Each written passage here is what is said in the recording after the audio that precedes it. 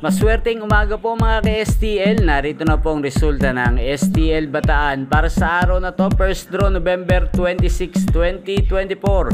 Araw ng Martes. Naway ang mga natayaan niyo pong mga numero kanina ay manalo nawa ngayong umagang ito 11 AM. Kaya kunin niyo na po ang mga tickets. Narito na po ang resulta. Ang mga numerong nanalo sa STL Bataan ngayong umagang ito, November 26, 2024. First draw result, 11 AM, 35 at 21 in exact order. Sa lahat po ng tumaya kanina para sa first draw ng 35 at 21, congrats po sa inyo. Panalo po kayo. Again, 35 at 21 in exact order. At shoutout po natin ngayong umagang ito sa STL Bataan si Ate Beng. Ate Beng ng Bataan, shoutout po sa iyo. Naway manalo ka po sa STL Bataan ngayong umagang ito.